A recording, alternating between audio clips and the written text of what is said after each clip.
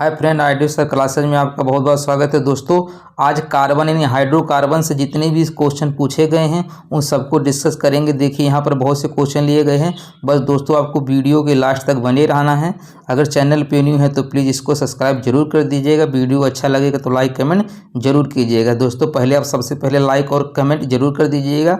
आइए देखते हैं क्वेश्चन को। ठीक है दोस्तों, बिल्कुल करना मत भूलिएगा। ठीक है, लाइक कमेंट जरूर कीजिए। ठीक है, देखिए इसमें क्वेश्चन पहला पूछा है कि C4 माइनस में इलेक्ट्रॉन और प्रोटॉन की संख्या कितनी होगी। तो हम जानते हैं दोस्तों, जो हमारा कार्बन होता है इसका परमाणु क्रमांक कितना होता है, 6 होता है। इसका इलेक्ट्रॉनिक विन्यास कितना होता है, 2 और 4 होगा।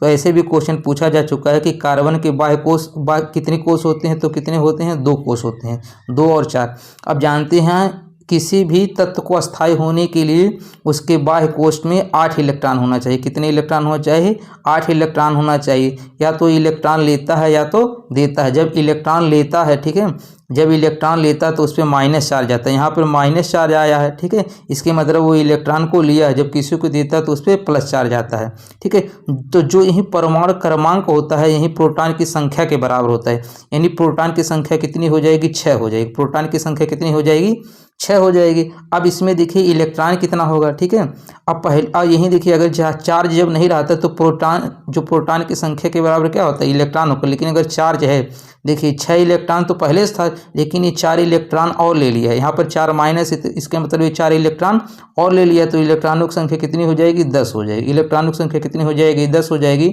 अब प्रोटॉनों की संख्या कितनी हो जाएगी, 6 हो जाएगी। जो उसका परमाणु क्रमांक होता है वही प्रोटॉनों की संख्या होती है, और जो जितना इलेक्ट्रॉन लेगा उसी प्रोटॉन में क्या करेंगे, जोड़ देंगे। ठीक है, चलिए देखते हैं इसका अगला क्वेश्चन। अगला क्वेश्चन दोस्तों, इस समझाती से हमेशा क्वेश्चन पूछा जा रहा है। इसके लिए हमने एक अलग से स्पेशल वीडियो इस समझाती का बना दिया, वहाँ से आप देख सकते हैं। यहाँ से हम थोड़ा सा डिस्कस कर दे रहे हैं। 2 क्रमागत सजातीय श्रेणी में अंतर होता है। कितने का अंतर होता है दोस्तों, इस CH2 का अंतर होता है। अगर द्रव्यमान में पूछेगा तो 14 इकाई का अंतर होता है। अब जैसे इसका देखिए, ऐसे क्वेश्चन पूछा जा चुका है। C3H8 व C2H में किस CH समूह में संबंध है। तो इसमें क्या संबंध है दोस्तों, CH2 का संबंध होता है, और एक क्या कहलाता है, समजातीय श्रेणी कहलाती है। देखिए यहाँ पर जैसे 3 कार्बन है, और यहाँ पर कितने कार्बन है, 2। तो इसमें कितने कार्बन का अंतर है, 1 कार्बन का अंतर है। कितने हाइड्रोजन का अंतर है, 2 हाइड्रोजन का अंतर है। कितने यहाँ पर देखिए 6, यहाँ पे 2, यानी 2 हाइड्रोजन का अंतर। यहाँ पर 2 कार्बन है, यहाँ पे 3, तो 1 कार्बन का अंतर। यानी कितने का अंतर होता है, CH2 का। कोई भी ऐसे तत्व देगा, जैसे जैसे मीथेन दे दिया, अब पूछेगा इसका अगला क्या होगा। ठीक है, अगला समजातीय श्रेणी कौन होगा। तो देखिए कार्बन 1 है तो यहाँ 2 कर दीजिए, हाइड्रोजन 4 है तो यहाँ पर 6 कर दीजिए। ठीक है, 2 हाइड्रोजन बढ़ा दीजिए, कार्बन बढ़ा दीजिए, तो क्या कहलाएगा, समजातीय श्रेणी कहलाएगा। जैसे इसमें कुछ क्वेश्चन लिया है दोस्तों, यहाँ पर जैसे C3H4 का अगला समजातीय श्रेणी सदस्य कौन होगा। अब प्रोपाइन है, ठीक है, तो आपको बस इतने भी ध्यान रखना, 3 कार्बन है तो इसको 4 कार्बन कर दीजिए, और 4 हाइड्रोजन है तो इसको 6 हाइड्रोजन कर दीजिए। ठीक है, इसको क्या करेंगे, 6 हाइड्रोजन कर देंगे, नहीं C4H6 हो जाएगा। अब देखिए जब प्रोपाइन आइन आ रहा तो इसमें भी आइन आएगा। ये 3 के लिए प्रूफ होता है, 4 के लिए ब्यूट होता है, आइन आया तो क्या होगा, ये ब्यूटाइन हो जाएगा। ठीक है, अब देखिए दोस्तों, बेंजीन से काफ़ी क्वेश्चन पूछा है। बेंजीन के बारे में समझ लेते हैं। देखिए दोस्तों, बेंजीन का जो आणविक संरचना यानी सूत्र होता है वो होता है C6H6। ठीक है, C6H6 यानी कार्बन कितने होते हैं, 6 होते हैं। हाइड्रोजन भी कितने होते हैं, 6 होते हैं। इसका डायग्राम इस तरह बनता है, ये बंद श्रृंखला बनाता है। ठीक है, इसका स्ट्रक्चर जो बनाते हैं, देखिए दोस्तों, यहाँ पर जो कार्बन के बीच पहले सिंगल बॉन्ड होता है, फिर अगले में डबल बॉन्ड होता है, फिर सिंगल बॉन्ड, फिर डबल बॉन्ड, फिर सिंगल बॉन्ड, फिर डबल बॉन्ड। इसी तरह का इसका स्ट्रक्चर बनता है।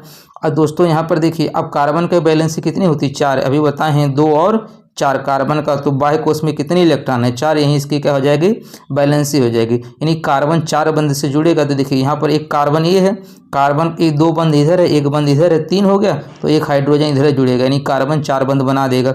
इसी तरह हर जगह। ठीक है, यहाँ पर कार्बन देखिए 2 बंध है, 1 बंध इधर है, तो 1 बंध इधर है, तो कितने बंध बनाएंगे, 4 बंध बना लेंगे। तो अब क्वेश्चन इसका स्ट्रक्चर ध्यान रखिएगा दोस्तों, हमेशा यही क्वेश्चन पूछा जाएगा। इसके पहचाने का ही ट्रिक होता है कि पहले कार्बन के बीच में अगर 1 बंध है तो अगले कार्बन के बीच 2 बंध रहेगा, फिर 1 बंध रहेगा, फिर 2 बंध, फिर 1 बंध, फिर 2 बंध, ठीक है। और एक हाइड्रोजन 6 कार्बन के साथ जुड़ा रहेगा, 6 कार्बन है, 6 कार्बन के साथ 6 हाइड्रोजन जुड़ा रहेगा। इसमें दोस्तों सबसे ज़्यादा इंपॉर्टेंट क्वेश्चन ये पूछता है सिग्मा बंध कितने होते हैं, पाई बंध कितने होते हैं, ठीक है। तो जहाँ पर देखिए, यहाँ पर जहाँ पर डबल बॉन्ड होता है उसको हम क्या बोलते हैं, पाई बॉन्ड, ठीक है, यानी उसको हम क्या बोलते हैं, पाई बंध। तो देखिए कितनी पाई बंध है, 3 पाई बंध, ठीक है। तो कितने पाई बंध हो गए, 3। तो जो डबल बॉन्ड होता है उसी को हम क्या बोलते हैं, पाई बंध। जिसमें डबल बॉन्ड होता है उसमें पाई बंध वो उसको बोलते हैं। और ये कितने होते हैं, 3। और जिसमें सिंगल बंध होता है, ठीक है, जिसमें सिंगल बंध होता है वो क्या कहलाता है, सिग्मा बंध कहलाता है। ये कितने होते हैं, 12 होते हैं दोस्तों। ऐसे इसको काउंट कर लीजिए।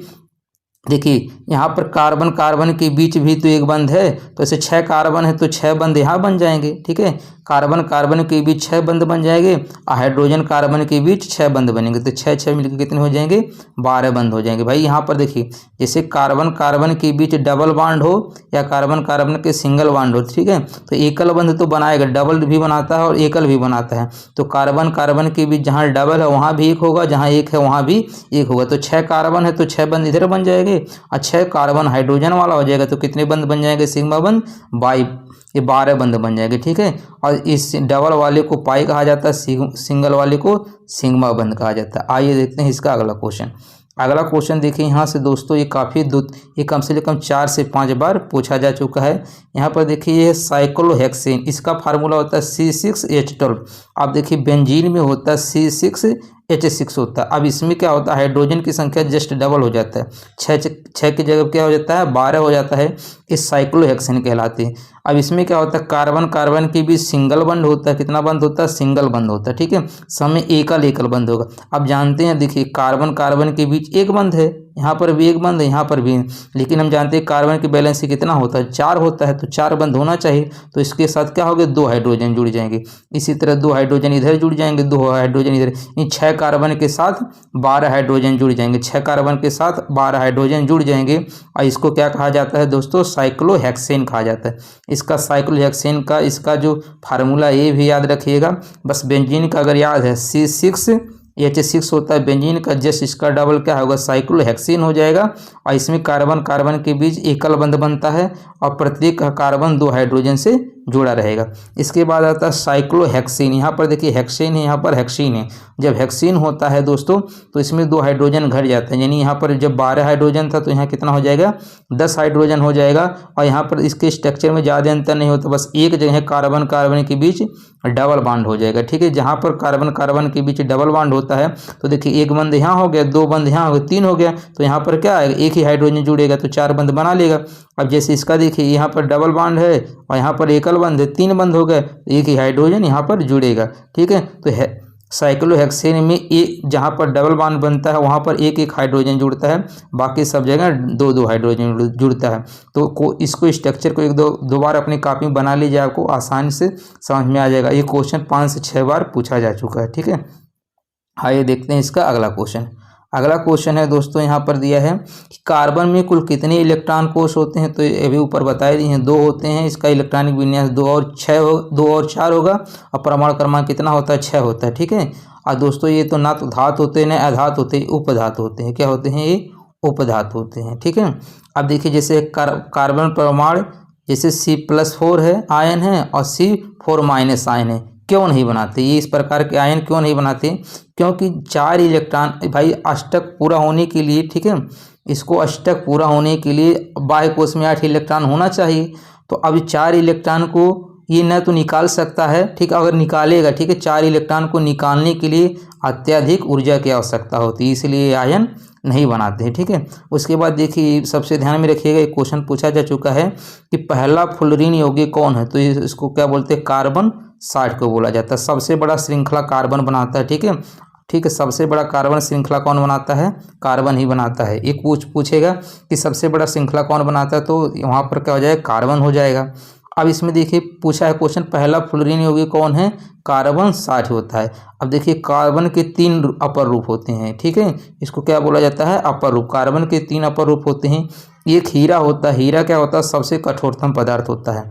और ग्रेफाइट क्या होता है, सुचालक होता है। और तीसरा क्या होता है, फ्लोरीन, जो फ्लोरीन होता है इसी को कार्बन 60 कहा जाता है। ये किसकी आकृति किसकी तरह होती है, फुटबॉल की तरह होती है। दोस्तों जो कार्बन होता है उसके जो अपर रूप होते हैं वो मैक्सिमम क्या होते हैं, कुचालक होते हैं, लेकिन एक ही ग्रेफाइट है या अपवाद है, क्या होता है, सुचालक होता है। ठीक है, बाकी सब कुचालक होते हैं लेकिन ग्रेफाइट जो होता है वो क्या होता है, सुचालक होता है। इसको ध्यान रखिएगा। और ये क्वेश्चन पूछा जा चुका है दोस्तों, फ्लोरीन की आकृति कैसे होती है, फुटबॉल की तरह। ठीक है, फुटबॉल की तरह होती है। आइए देखते हैं इसका अगला क्वेश्चन। अगला क्वेश्चन है कि मीथेन, एथेन, प्रोपेन और ब्यूटेन में से किसका गलनांक ज़्यादा है। ठीक है, तो दोस्तों जब कार्बन श्रृंखला बढ़ने पर गलनांक और क्वथनांक क्या होता है, बढ़ जाता है। ठीक है, अब जैसे मीथेन का फार्मूला क्या होगा, CH4 होगा।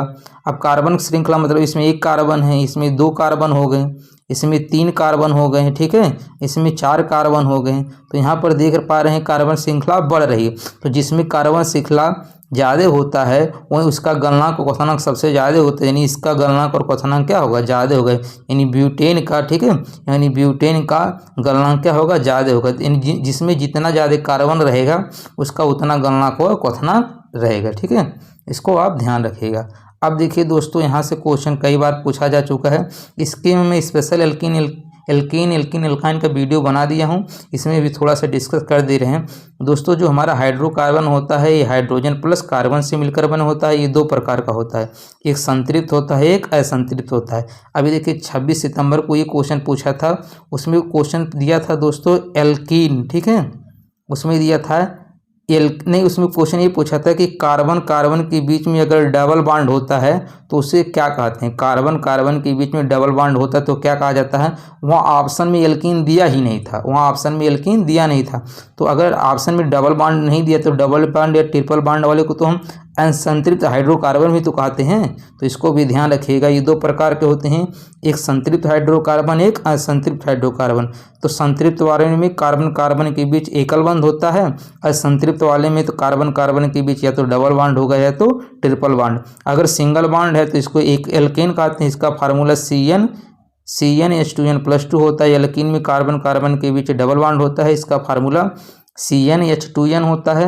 और एल्काइन में कार्बन कार्बन के बीच ट्रिपल बॉन्ड होता है, इसका फार्मूला CH2n-2 होता है। इतना ध्यान रखिएगा। इसमें ऐसे भी पूछता है कि एल्केन का पहला सदस्य क्या होता है, तो इस फार्मूले को याद रखिएगा।